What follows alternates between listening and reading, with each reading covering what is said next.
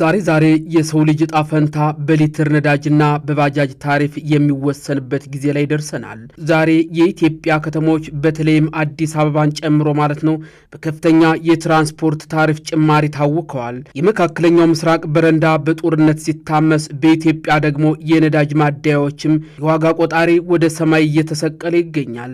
ከመጋቢት 7 ቀን 2018 ጀምሮ ተግባራዊ የሆነው አዲሱ የታሪፍ ማሻሻያ ድሃውን የሚያሳምም ሀብቱንም ግራ የሚያጋባ ሆኖ ብቅም ብሏል። የቆጠበው ለባዕድ የቋጠረው ለሌባ እንዳይሆንብንም ስጋቶች እየታዩ ይገኛሉ። በዚህ ትንታኔ ወደ እናንተ ልናስቃኝ ወደድን። አብራችሁን ቆዩ።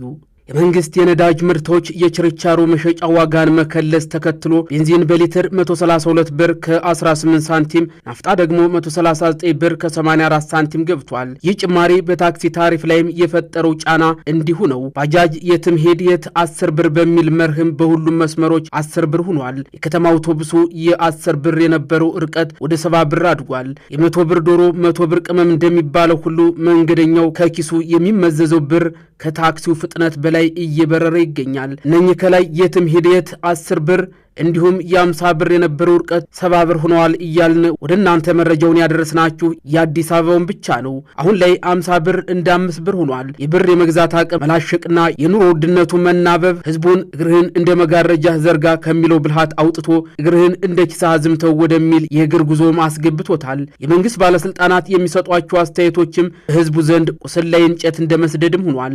ኑሮ ካልተቻለ ወደ ገጠር መግባት ይቻላል የሚለው ንግግራቸውም የጠገበ ለራቡ አይራራም እንደሚባለው ሆኗል። ለዓመታት ከተማን የገነባው ህዝብ ባይሆንልህ ጥፋ የማለት ያህልም ተቆጥሯል። የሀገሪቱ መሪ ደግሞ ነዳጅ እየጨመረ ነው፣ በትራንስፖርት ጭማሪ ህዝቡ እየተማረረ ነው ተብለው በፓርላማ ሲጠየቁ ህዝቡ ኑሮ መረረን ካለ ወደ ገጠር መግባት ይቻላል የሚለው ንግግር የቅርብ ጊዜ ነው። በ21ኛው ክፍለ ዘመን ስለ ስፔስ ሳይንስ እየተወራ ወደኋላ መመለስ ጅብ ከሄደ ውሻ ጮሆ የሚሉት አባባሎች አይነትን ያስታውሳል። አሁን ላይ የመንግስት ከፍተኛ ባለስልጣናት የሆኑት አቶ አለሙ ስሜ ዘመናዊ መጓጓዣ ትተን ባህላዊ መጓጓዣዎችን ማለትም ጋሪን፣ አህያን መጠቀም አለብን፣ በእግር መሄድ መልመድ አለብን ማለታቸው የሚታወስ ነው። መንግስት ለህዝቡ የሚበጅ የኢኮኖሚ ዋስትና እስካልሰጠ ድረስ የነዳጅ ዋጋ መጨመር ብቻውን የሀገሪቱን ኢኮኖሚም አያድነውም። ከተማ መኖር ካልቻልክ አኗኗርህ ነው የሚለው አገላለጽም የድሃውን አዲስ አበባ ህዝብ ማንነት የፈተነ ሆኗል። በነዳጅ ቆጣቢነት ስም የሚወሰዱት እርምጃዎችም ህዝቡን ካለቀ መከራ ካለፈ ሰነበተ በኋላ የሚመጡ ፈተናዎች እንዳይሆኑም ስጋት አለ። አህያ ካልጮኸች ጅብ አይመጣም ነውና ነገሩ። ዛሬ ግን ጅቡም መጥቷል። አህያዋም በታሪፍ ጭማሪና በጭነት ብዛትም ዝላለች። የነዳጅ ዋጋ ጭማሪው በቁጥር ደረጃ ሲቀመጥም 132 እና 139 ብር ሊሆን ይችላል። ነገር ግን በድሃው ማህበረሰብ ውስጥ ሲተረጎም የዕለት ጉርስን መነጠቅ ማለት ነው። መንግስት ወደ ገጠር ግቦ በእግር ሄዶ አህያ ተጠቀሙ የሚሉ ምክሮችን ሲያዘንብም አንድ ትልቅ እውነታ የተዘነጋ ይመስላል። ከተማን ከተማ የሚያደርጋትና ለውጥን የሚያመጣው ያው አኗኗር የተባለው የለፋኝ ህዝብ ጉልበት ነው።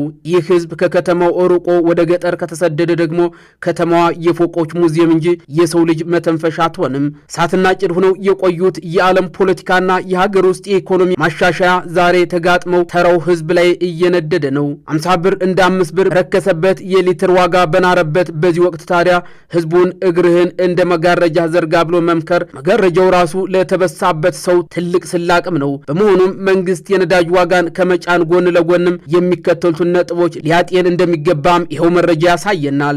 የታሪፍ ቁጥጥር ጭማሪው ፍትሐዊ እንዲሆንና ትርፍ ፈላጊ ነጋዴዎች ህዝቡን እንዳያምሱ ጥብቅ ክትትል ማድረግ የመጀመሪያው ነው። አማራጭ ትራንስፖርትን በተመለከተ ስለ ጋሪና አህያ ከማውራት የኤሌክትሪክ ባቡሮችንና አውቶቡሶችን ስፋት ማቅረብ፣ የነዳጅ እጥረት የኤሌክትሪክ ትራንስፖርትን እንድንለምድም ትልቅ ትምህርት ሊሆነንም ይገባል። ከዚህ ባለፈም የታሪፍ ጭማሪ ባለበት የሰራተኛው ደሞዝ ግን ውሃ ቢወቅጡ እምቦጭ ሆኖ ከቀጠለ የኑሮ ጫና ወደ ማህበራዊ ቀውስ ማምራቱ የማይቀር ጉዳይ ነው። ነገም ሌላ ቀን ነው እንደሚባለው ያ ሌላ ቀን ተስፋ እንዲኖረው ዛሬ የምንወስዳቸው ውሳኔዎች ድሃውን ያማከሉ መሆን አለባቸው።